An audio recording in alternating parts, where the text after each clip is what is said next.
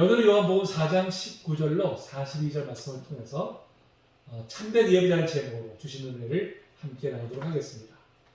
지난주에 예수님께서 사마리아 여인을 의지를 가지고 찾아가셔서 만나시는 이야기를 통해서 주신 은혜를 함께 나누었습니다. 비록 사회적인 통념으로는 멸시받고 소외된 그런 여인이었지만 예수님께는 오직 긍휼히 여김을 받고 구원받아야 될 한 영혼이었습니다. 예수님 이 여인을 찾아가셔서 영원히 목마르지 않는 생수를 주시겠다고 약속을 하셨죠. 주님 우리와 같은 자들에게도 친히 오셔서 영원히 목마르지 않는 생수를 주셨습니다. 주님으로 인해 우리는 영혼의 참된 만족함을 누리고 있는 줄로 믿습니다. 자, 오늘 본문은 이제 그에 이어서 계속되는 이야기입니다. 자, 예수님께서는 꽁꽁 숨기고 싶었던 이 여인의 아픈 현실을 들춰내셨어요. 어떻게 들춰내셨을까요? 자, 4장 18절 말씀이죠. 함께 읽어봅니다. 너에게 남편 다섯이 있었고 지금 자도 내 남편이 아니니 내 말이 참되도다. 사실 누구의 아픔을 들춰낸다는 것이 여간 어려운 일이 아닙니다. 자칫 아픔을 더해준 것 같아서 누구나 꺼려한 일이 아닐 수 없죠. 자, 그러면 예수님께서 이 여인의 아픔을 일부러 들춰내신 연유는 무엇일까요? 자, 이 여인의 아픔을 들춰내서 조롱하기 위함일까요? 사실 우리에게는 누구나 그런 마음이 들어있음을 부정할 수 없습니다. 우리는 종종 타인의 아픔을 함께 아파하기보다는 뒤에서 수근수근대면서 험담을 늘어놓곤 하죠. 오래전에 제가 신앙생활하던 한 교회의 목사님이 정말 큰 환난을 겪은 적이 있었습니다. 남편이 이러다 크게 다치고 하나밖에 없는 아들은 난치병에 걸려서 근육이 마비되는 그런 이제 증상에 걸렸습니다. 이 집사님 본인도 이런저런 질병에 시달렸어요. 참으로 총체적으로 난구에 처했던 그런 이제 어려움이 있었습니다. 근데 교회 나이 드신 권사님들이 뒤에서 일을 놓고서는 수근수근 되는 거예요.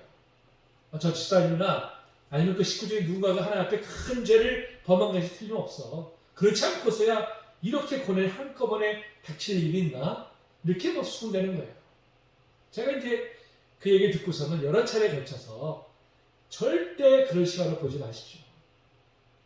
고난은 신비이기 때문에 그 원인은 하나님만 아시는 것입니다. 그렇게 긍휼히 여기고 그 가정을 위해서 기도해 주십시오. 이렇게 좀 말씀을 드렸었어요. 그럼에도 참 사라지지 않는 그런 모습들을 이제 봤습니다.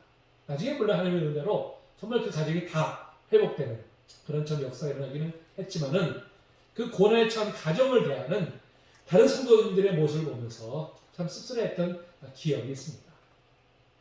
자, 그러나 예수님이 그렇게 타인의 아픔을 들춰내서 조롱하는 분은 결코 아니지 않습니까? 예수님은 그 여인으로 하여금 자신이 처해 있는 고난을 직시하고 그 고난에서 벗어나기를 원해서 그렇게 하신 것이죠. 아픔은 꽁꽁 숨길수록 치유되는 것이 아니라 훗날 더 큰 상처로 골마서 치유하기가 어렵게 되고 맙니다. 예수님께서는 이 여인으로 하여금 자신의 상처를 직면하게 하신 것이죠. 왜? 치유하기 위해서죠. 그렇다면 예수님은 이 여인의 아픔을 어떻게 치유하실까요? 오늘 본문을 통해서 그 과정을 함께 살펴보면서 아울러 우리의 아픔을 치유하시는 주님을 만나는 그런 성도님 되시기를 축복합니다. 자, 이 여인은 이제 예수님이 자신의 숨기고픈 아픔을 그대로 들춰내니까 깜짝 놀랐죠. 그러면서 당신 선지자군요. 이렇게 말하면서 얼른 화제를 돌려버립니다. 자, 어떻게 돌릴까요? 오늘 시절에 보니까 우리 조상들이 이 산에서 예배하였는데 당신들의 말은 예배할 곳이 예루살렘에 있다 하더이다. 이 산은 어떤 산인가요? 바로 그리심 산입니다. 그렇죠? 자, 사마리아인들은 이곳에 성전을 세워서 별도로 예배를 드렸어요. 그 자신들은 그리심 산에 있는 그 성전에서 예배를 드리고 있는데 유대인들은 예배는 반드시 예루살렘 성전에 와서 드려야 된다. 자, 이렇게 말하니 자, 무엇이 옳습니까? 이렇게 지금 묻는 것이죠. 바로 예배 드리는 장소에 대해서 물은 것입니다. 자, 이에 대해서 예수님은 뭐라고 답하셨을까요? 22절에 보니까 이 산에서도 말고 예루살렘에서도 말고 너희가 아버지에게 예배할 때가 이르리라. 자, 이게 무슨 뜻입니까? 예수의 말씀은 예배드리는 장소가 중요한 것이 아니라는 거예요. 뭐가 중요합니까? 때가 중요한 때가. 때가 중요한 건 뭡니까? 모든 때가 하나님 앞에 예배드릴 때라는 것입니다. 그렇죠? 자, 고대 사회에서는 신들을 어느 특정한 장소에 국한되어서 존재하는 것으로 그렇게 여겼습니다. 그래서 이제 신들을 모시는 신전을 아주 중요하게 여겨서 화려하고 또 웅장하게 신전을 건축했습니다. 지금 우리가 고대 유물이라고 해서 남아있는 것들 보면 대부분이 뭐예요? 다 신전입니다. 그것이. 저 우리가 지금 보더라도 얼마나 웅장합니까? 얼마나 화려합니까? 그러니까 고대 사회는 신들이 그 장소에 거한다고 생각했기 때문에 이 신전을 아름답게 건축하는 것, 화려하게 건축하는 것, 이것이 이제 그들이 추구하는 바였었죠. 그렇다면 자, 우리가 믿는 하나님은 어떤 분이십니까? 우리가 믿는 하나님은 어떤 특정한 장소에 얽매여 있는 분일까요? 아니죠. 하나님은 어떤 특정 장소에 얽매여 있는 분이 아니라 어디에나 계신 분이세요. 어디에나. 자, 하나님은 어디에나 계시는 분이시라는 것을 시편 기자는 바로 이렇게 노래하고 있죠. 시편 139편 7절 10절 말씀입니다. 자, 한 절씩 교독해 볼까요? 내가 주의 영을 떠나 어디로 가며 주의 앞에서 어디로 피하리이까? 내가 하늘에 올라갈지라도 거기 계시며 수월에 내 자리를 펼치라도 거기 계시니이다. 내가 새벽 날개를 치며 바다 끝에 가서 거주할지라도 거기서도 주의 손이 나를 인도하시며 주의 오른손이 나를 붙드시리이다. 아멘. 시인은 뭘 노력했습니까? 내가 하늘에 올라갈지라도 거기 계시고 수월에 자리를 펼쳐도 거기 계시고 바다 끝에 가서 거주할지라도 하나님 거기 계시다는 것입니다. 어디나 계시는 하나님이시죠. 자, 이렇게 어디나 계신 하나님의 소속을 가리켜서 신학 용어로는 편재성 이렇게 이제 말합니다. 자, 야곱이 형 에서를 피해서 하란으로 도망갈 때, 자, 베델에서 하나님을 만나게 되죠. 그때 하나님께서 뭐라고 말씀하십니까? 야곱에게 내가 너와 함께 있어. 네가 어디로 가든지 너를 지키며 이렇게 약속해 주시죠. 자, 하나님은 어떻게 해요? 너와 함께 있어. 네가 어디로 가든지 너를 지키겠다 말씀하세요. 이것이 바로 어디나 계시는 하나님이시죠. 어디에나 계시는 하나님. 하나님은 어떤 특정한 장소에만 얽매여 있는 분이 아니라 어디에나 계시는 분이십니다. 그렇기 때문에 하나님께 예배드리는 장소가 중요한 것이 아니에요. 장소가. 자, 하나님께서 시내산에서 이제 모세를 통해서 율법을 주실 때 성막을 짓도록 명하셨습니다. 성막. 근데 성막은 겉으로 볼 때는 그저 하나의 천막에 불과한 거예요. 아, 왜 하나님께서는 겉으로 보기에도 화려하고 웅장하게 성전을 짓도록 명령하지 아니하시고 보기에 다소 초라하게 보이는 자, 성막을 짓도록 명하셨을까요? 무엇 때문에? 바로 하나님 자신이 어떤 특정한 장소에 얽매여 있는 분이 아님을 백성들을 알게 하기 위해서 그렇게 이제 명하신 것이죠. 그래서 다윗이 성전을 건축하고 했을 때도 하나님은 그럼 너 잘한다 칭찬하신 것이 아니라 도리어 만류하셨어요. 자, 이 말씀 사무엘하 7장 6절 7절 말씀입니다. 자, 우리 한번 같이 읽어봅니다. 시작. 내가 이스라엘 자손을 애굽에서 인도하여 내던 날부터 오늘까지 집에 살지 아니하고 장막과 성막 안에서 다녔나니 이스라엘 자손과 더불어 다니는 모든 곳에서 내가 내 백성 이스라엘을 먹이라고 명령한 이스라엘 어느 지파들 가운데 하나에게 내가 말하기를 너희가 어찌하여 나를 위하여 백향목 집을 건축하지 아니하였느냐고 말하였느냐. 자, 하나님 뭐라고 말씀하세요? 백향목 집을 내가 언제 건축을 했냐? 백향목 집이 뭐예요? 그 당시에는 가장 화려하게 짓는 집입니다. 그런데 나는 한 번도 너희에게 아름답게 성전을 지으라고 명령한 적이 없다 이렇게 말씀하시는 거예요. 자, 이후에 솔로몬이 예를 들어서 성전을 건축을 했는데 아이러니하게도요. 그때로부터 이스라엘은 급격히 타락하기 시작한 것을 볼 수가 있습니다. 그 원인은 뭐 여러 가지가 있겠지만은 저는 무엇보다도 성전을 건축함으로 인해서 하나님을 성전 안에만 계시는 분으로 인식을 하게 된 것이죠.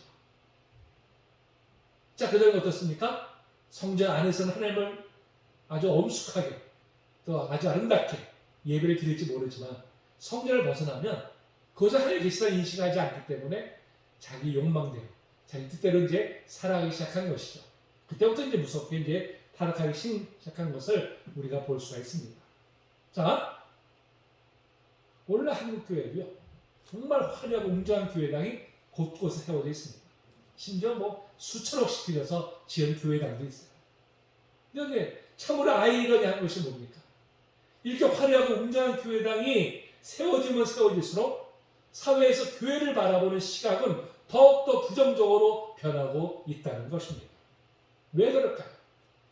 그것도 여러 가지 원인가 있겠지만 저는 무엇보다도 교회당을 웅장하게 지으면 지을수록 하나님을 마치 교회 안에만 계신 분인 것처럼 그렇게 인식을 하게 되고요.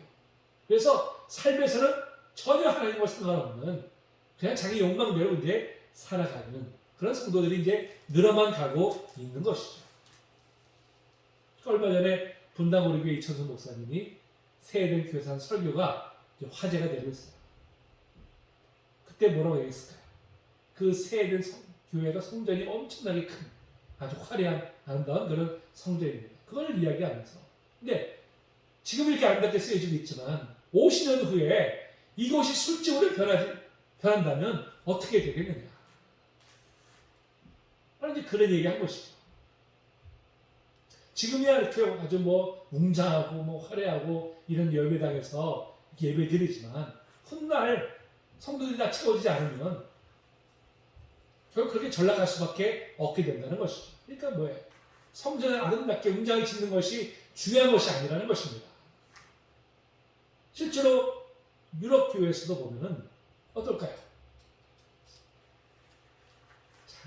그러면서도 보시다시피 이 원래 이 아름다운 교회였었는데 지금 술집으로 이것이 이제 바뀌어버리고 말았어요. 얼마나 참 보기에 우리가 안타깝습니까? 우리나라도 지금 큰 교회당이 운영이 안 되다 보니까 이단으로 넘어가는 경우들이 이제 종종 있는 실정입니다. 그러면 여전히 교회당을 화려하고 웅장해지는 것이 마치 이것이 하나님의 뜻이라고 하면서 더 크게, 더 화려하게 지으려고 하는 그런 움직임들이 여전히 있는 것을 보면은 참 안타깝기가 그지없습니다. 하나님께서는 겉으로 보기 화려하고 웅장한 곳을 드린 예배만 받으신 분이 아니라 장소에 상관없이 온전한 마음으로 드린 예배를 기뻐 받으신 줄로 믿습니다. 자, 근데 하나님께서 모든 곳에 계시니까 또 자칫 어디에서나 예배를 드리면 된다 이렇게 생각하기 쉽습니다. 사실은 우린 2년 이상 코로나로 인해서 예배가 제약되는 초유의를 겪었어요. 그렇죠? 이후에 상당수의 교회가 비대면 예배를 이제 드리게 되었습니다.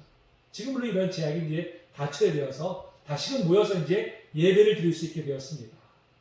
자, 그러면서 2년 이상 비대면 예배를 드리다 보니까 거기에 젖어 있는 사람들이 참 많아요.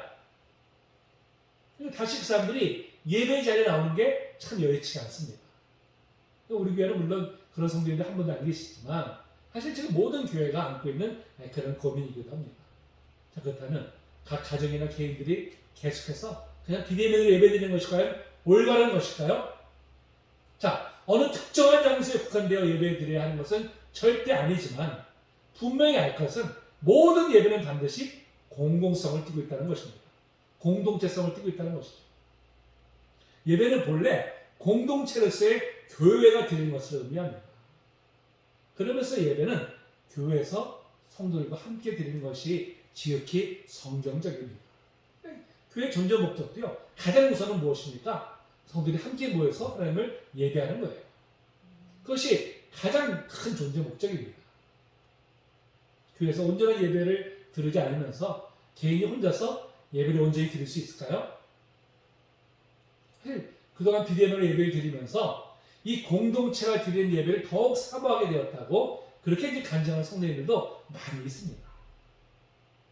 이제 우리가 정말 아무런 제약 없이 예배 드리게 된 것을 감사하면서 더욱 함께 모여 예배 드리에 힘쓰시는 성도님 되시기를 축복합니다. 자, 우리 성도님들은 하나님이 결코 특정한 장소에만 계신 분이 아니라 자, 어디에나 계신 분이심을 얼마나 인식하면서 살아가고 계십니까? 저는 코란베어라는 단어를 늘 가슴속에 새기면서 살려고 힘쓰고 있습니다. 자, 코란베어는 라틴어로요, 하나님 앞에 있다는 뜻입니다. 하나님 앞에. 내가 어디 가든지, 어디에 있든지, 무엇을 하든지, 그것은 늘 하나님이 계시다는 바로 이 사실을 분명히 인식할 때, 우리는 조금이라도 내 뜻대로가 아닌 하나님의 뜻대로 살아가려고 힘쓰지 않겠습니까? 하나님은 교회당 안에만 계신 분이 아니라 우리와 늘 함께 하시는 임마누엘 하나님이심을 분명히 알고 또 하나님 뜻대로 살기에 힘쓰는 성도님 되시기를 축복합니다. 아멘. 자, 예수께서 이제 이어서 우리가 어떻게 하나님께 예배를 드려야 되는지를 말씀하고 계세요. 자, 오늘 23절, 24절 보니까 뭐라고 말씀하고 있습니까? 자, 하나님께 참되게 예배한 자들은 영과 진리로 예배할 때가 오나니 그랬어요. 하나님의 영이신 예배한 자가 영과 진리로 예배할지니라 이렇게 말씀하고 있습니다. 자, 이 말씀은 예배자로서 우리가 갖추어야 될 태도가 어떻게 되는지를 분명히 말씀해 주고 있죠. 자, 예배는 아무나 드릴 수 있는 것일까요? 아무나 아닙니다. 하나님의 자녀로 거듭난 사람만이 예배를 드릴 수가 있죠. 우리가 어떻게 거듭납니까? 바로 예수 그리스도의 보혈로 그 공로를 힘입을 때 우리가 거듭나게 될 줄로 믿습니다. 그렇다면 자, 어떤 예배자가 하나님 받으실 만한 예배자일까요? 어떤 예배자? 무엇보다도 먼저 예배하는 대상이 하나님이심을 분명히 알아야 됩니다. 여러분, 우리가 예배한다고 하면서 예배의 대상이 분명하지 않다면 그건 합당한 예배가 아닙니다. 하나님 받으실 만한 예배가 아닙니다. 자, 모세가 하나님의 계명을 받기 위해서 시내산으로 올라간 후에 시간이 지체되자 자, 밑에서 기다렸던 백성들이 불안하기 시작했어요. 자, 그러면서 급기야 아론에게 자신들을 인도해 줄 그런 실을 만들려고 이제 막 재촉을 합니다. 그러니까 아론이 이제 백성들이 재촉에 못 이겨가지고 만든 것이 뭐예요? 그것이 바로 금송아지죠. 자, 출애굽기 32장 4절 5절입니다. 같이 한번 읽어봅니다. 시작. 아론이 그들의 손에서 금고리를 받아 부어서 조각칼로 새겨 송아지 형상을 만드니 그들이 말하되 이스라엘아 이는 너희를 애굽의 땅에서 인도하여 낸 너희의 신이로다 하는지라. 아론이 보고 그 앞에 제단을 쌓고 이 아론이 공포하여 이르되 내일은 여호와의 절이니라 하니. 아멘. 여러분, 이들 금송아지를 만들었지만 아예 다른 신을 섬긴 것이 아니에요. 여호와를 섬긴다고 한 것입니다. 다만 자신들이 원하는 우상을 만들어 놓고는 그 우상이 하나님이라고 섬긴 거예요. 우리도 이처럼 자칫 하나님을 예배한다고 하면서 내가 원하는 하나님을 만들어 놓고 예배드리는 그런 우를 범할 수 있음을 우리는 분명히 알아야 됩니다. 우리도 얼마든지 이스라엘 백성들 같은 그런 과오를 범할 수 있는 거예요. 또 하나님의 예배의 대상이 되셔야 되는데 자칫 인간이 예배의 대상이 될 수가 있습니다. 이단 종파의 공통점이 뭐예요? 교주가 예배의 대상이 되잖아요. 근데 비단 이단 종파뿐만이 아니라 목사가 예배 때에 하나님의 영광 대신에 자신이 높임을 받거나 드러난다면 목사도 예배의 대상이 되는 것입니다. 여러분, 목사가 존경의 대상은 될지언정 예배의 대상은 결코 아니죠. 수년 전 어떤 모 교회가 세상 문제로 인해서 뉴스에 오르내린 적이 있었죠. 그때 제가 뉴스 중에 그 교회의 전경을 보면서 그 담임 목사의 실물 사진이 교회 곳곳에 설치되는 것을 보면서 제가 정말 충격을 받았던 적이 있습니다. 교인들이 이 사진 옆에서 막 사진을 찍으면서 즐거워하는 거예요. 그런 모습이 적나라하게 뉴스에 나왔었어요. 목사가 지금 영광을 받는 것이죠. 어떻게 개혁교회에서 이런 모습이 아무렇지 않게 등장할 수 있는지 참 놀랐습니다. 정말 하나님 받으셔야 될 영광을 사람이 바꾸는 것은 아닙니까? 물론 우리가 정말 눈에 보이지 않는 하나님을 예배한다는 결코 쉬운 일은 아니죠. 사람들은 눈에 보이고 손에 잡히는 것을 예배하고자 합니다. 그래서 우상을 만들어 놓고 섬기는 것이죠. 이스라엘이 그렇게 하나님의 경고를 그렇게 많이 받았음에도 여전히 우상을 숭배에 빠져든 것은 바로 이제 이러한 연유 때문입니다. 그러나 분명히 알릴 것은 우리가 믿는 하나님은 비록 눈에 보이지 않고 손에 잡히진 않지만 분명히 살아 역사하시는 하나님이십니다. 하나님은 영원하시고 무소부재하신 분이시기 때문에 우리 예배를 받으시기에 합당한 분이신 줄로 믿습니다.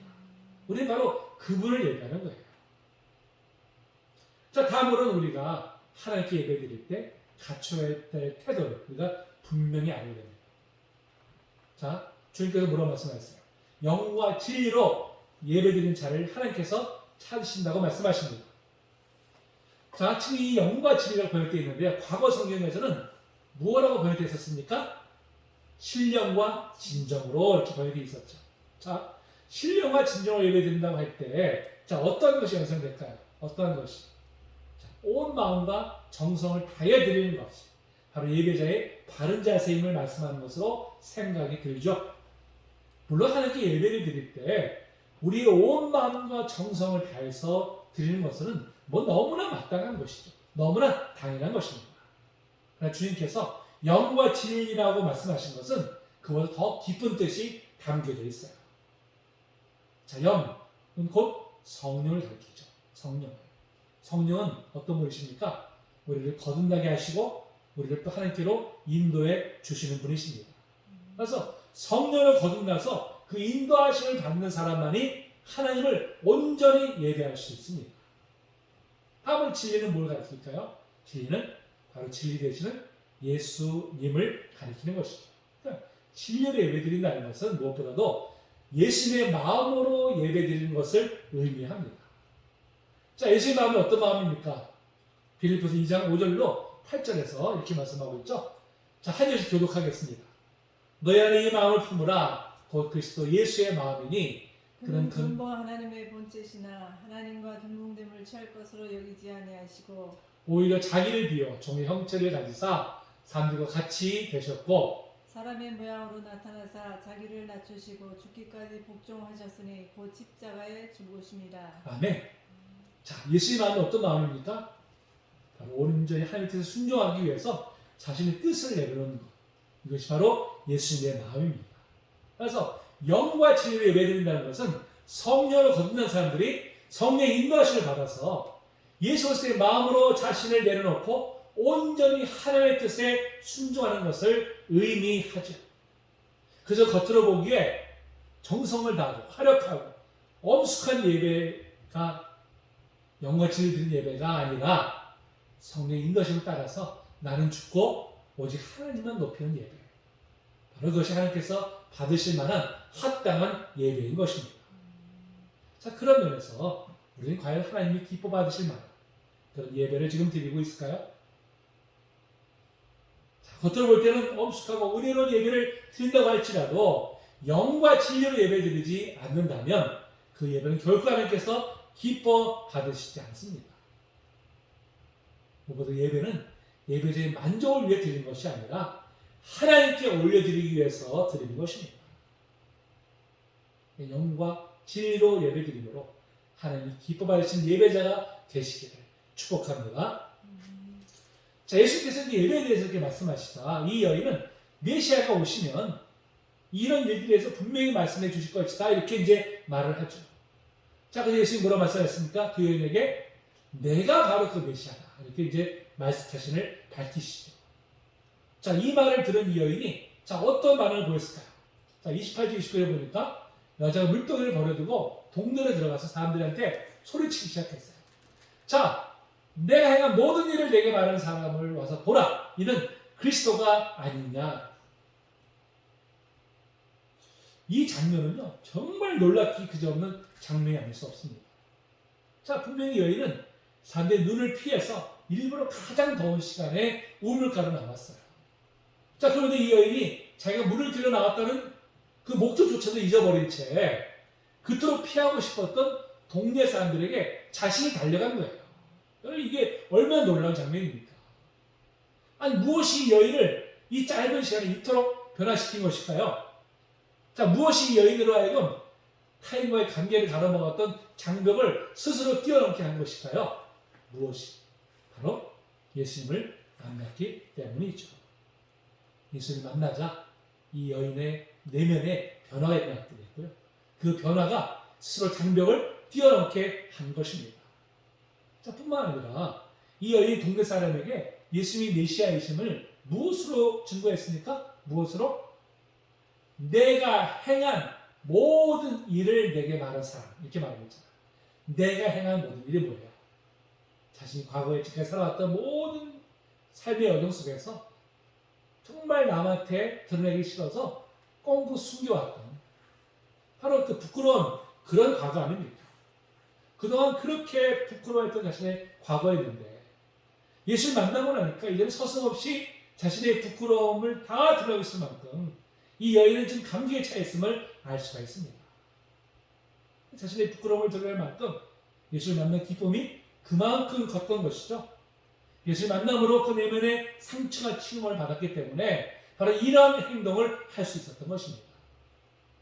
사실 우리도 과거에 드러내기 정말 힘들어했고 꽁꽁 숨기려 했던 자신의 상처가 다 있었어요. 근데 어땠습니까? 예수님을 만나고 나니까요.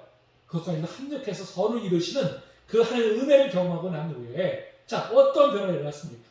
바로 이 여인과 같은 변화가 우리에게도 일어났지 않았습니까? 예수를 만나고 나면 이제 자신을 질렀던 상처가 더 이상 자신을 쏘는 가시가 아니라 도리어 자신을 더 높이 오르게 하는 원동력이 됨을 깨닫게 됩니다. 예전엔 상처 때문에 사람을 만나기조차 꺼려했는데 이제는 당당하게 자신의 상처까지도 역없이 드러낼 수 있는 그런 강한 사람으로 변화되게 되는 것이죠. 제가 종종 이제 CBS에서 방영하는 새롭게 하소서라는 이제 프로를 시청하는데요. 그 프로에서 간증하는 분들이 한결같이 자신의 부끄러운 과거임에도 주를 만나 변화된 그 은혜에 감격해서 담대히 증거하는 것을 보게 됩니다. 바로 이 모든 것이 생명의 근원이신 예수님을 만난 결과인 줄로 믿습니다. 자, 이 여인이 이제 동네를 뛰어간 사이에 제자들이 이제 동네에서 얻은 양식을 예수 앞에 이제 드렸어요.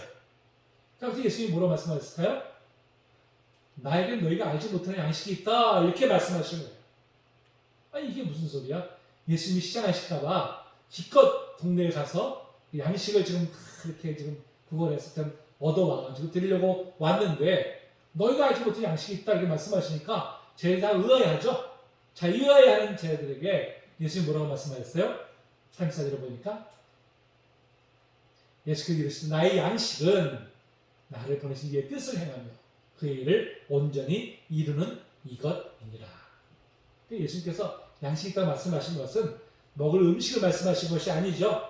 바로 자신을 존재하게 하는 바로 그 무언가를 양식으로 표현하신 것이죠. 여러분, 양식은 그 먹는 사람으로 하여금 육신의 생명을 있게 해주는 원동력이 되잖아요. 그러면 사람이 사람답게 존재하게 하는 원동력은 무엇일까요? 그 원동력은 돈이나 명예나 뭐 권력, 지식, 쾌락 이런 것일까요? 아니죠. 이런 것들은 잠시 우리를 즐겁게 해주고 만족시켜 줄 수는 있을지는 모르지만 근원적인 해답은 결코 되지 못합니다. 도리어 사람으로 하여금 끝없는 욕망의 노예로 만들어서 만족을 모르는 존재로 전락시키고 말아요. 사람이 사람답게 존재하게 하는 것은 이런 것들이 아니라 바로 의미, 보람입니다.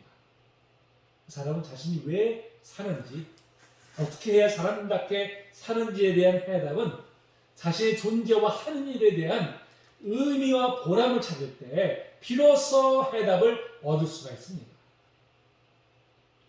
바로 그 의미요법을 창시한 빅터 프랭클이라고 하는 유대인 정신과 의사가 있어요. 이 사람이 이제 유대인이라는 것 때문에 하나 때문에 나치 독일에 의해서 이제 강제로 수용소에 갇히게 됩니다. 당시에는 수용소에 갇히면 살아서 나올 수 있다는 것을 기대할 수가 없었다고 그런 상황이었었어요. 그러니까 많은 사람들이 그 안에 갇히니까 절망을 했죠. 근데 프랭클은 그 안에서도 자신이 존재해야 되는 의미를 끊임없이 찾았어요. 그것 때문에 끝내 살아남아서 수용소에서 나올 수 있었습니다. 후에 그는 죽음의 수용소에서라는 책을 저술했는데 그 책에서 이렇게 말하고 있죠. 인간에게는 의미를 추구하는 본능이 있다. 또 모든 인간에게 필요한 가장 근원적인 치료는 삶의 진정한 의미를 발견할 수 있도록 도와주는 것이다. 그러니까 인간은 그 근원적 그런 본능에 뭐가 있어요? 의미를 추구하는 본능이 있다는 거예요. 그렇기 때문에 그 어떤 것보다도 내가 왜 살아야 되는지, 내 하는 일에 대해서 의미를 스스로 찾을 때 그 삶은 진정 보람 있는, 의미 있는 그런 인생을 이제 살아가게 된다는 것이죠. 그래서 우리가 무엇보다도 의미를 찾아가야 되죠. 그렇다면 우리가 어디서 삶의 의미를 찾을 수 있을까요? 어디에서? 바로 예수님을 통해서 그 해답을 찾을 수가 있습니다. 자, 예수님에게 있어서 끝까지 십자가를 지시게 한 원동력은 무엇이었을까요? 그 원동력은 바로 하나님께서 순종하며 하나님께서 맡겨주신 일을 온전히 이루는 것이었었죠. 예수님 바로 하나님의 뜻을 이루는 것에서 자신의 존재 의미를 찾았기 때문에 온갖 그 박해와 고통을 인내하시고 끝내 십자가를 지시고 사명을 완수할 수 있었습니다. 예수님 통해서 우리가 본받을 수 있는 것은 우리의 삶의 의미가 오직 하나님의 뜻에 순종하며 그 뜻을 행하는 일에 힘쓰는 것에서 우리가 찾을 수 있다는 것이죠. 자, 그럼에도 여전히 우리는 다른 곳에서 삶의 의미를 찾으려고 방황하고 있지는 않습니까? 우리 성도님은 지금 무엇의 삶의 의미를 찾고 계십니까? 삶의 의미를 찾으셨나요? 하나님의 뜻에 순종하며 우리를 향하신 하나님의 뜻을 이루는 일이야말로 우리를 존재하게 하는 참된 의미가 됨을 깨닫고 이 일에 힘쓰는 성도님 되시기를 축복합니다. 이제 이 여인에 대해서 예수님께로 나온 동네 사람들은 예수님께로부터 직접 말씀을 듣고는 이분이야말로 바로 메시아이시구나 깨닫고 이제 믿게 되었습니다. 자, 이 여인을 통해 그동안 유대인으로부터 조롱받고 멸시받았던 사마리아 사람들이 유대인보다도 먼저 예수님을 영접하고 구원받는 역사가 일어나게 된 것이죠. 근데 여러분, 이 여인이 어떤 사람입니까? 이 여인이 그 내면의 상처를 인해서 엄청난 고통으로 신음하던 사람이었습니다. 다른 사람과의 관계조차 온전히 가질 수 없어서 온갖 조롱과 멸시를 받았던 그런 사람이었어요. 그러나 그 내면의 아픔과 상처를 인해서 갈급한 영혼이 되었고 그로 인해서 예수님을 만남으로 이제는 자신만이 아니라 다른 영혼들을 주님께로 인도하는 축복의 통로가 될 수 있었습니다. 조롱과 멸시받았던 그런 인생이 타인에게 선물이 되는 인생으로 변화된 것입니다. 이처럼 비록 내면의 아픔을 호출해서 고통을 받기도 하지만 하나님께 붙들림 받을 때 그 아픔과 상처가 누군가에게 축복을 나눠주는 선물이 될 수 있다는 것이 얼마나 놀랐습니까? 저런 면에서 우리 아픔과 상처까지도 사용하셔서 참으로 의미 있는 인생으로 변화시켜 주시는 하나님의 은혜가 놀랍고 감사할 뿐입니다. 내면의 아픔과 상처에 의해서 힘들어 하십니까? 주님께 그 아픔과 상처까지 온전히 내어드릴 때 주님은 그것까지도 사용하셔서 누군가의 선물이 되는 인생으로 우리를 변화시켜 주실 줄로 믿습니다. 사마리아인을 변화시켜 인생의 역전극을 쓰신 주님께서 저 여러분 모두의 인생을 역전시켜 주실 줄로 믿습니다. 우리 찬양하시죠.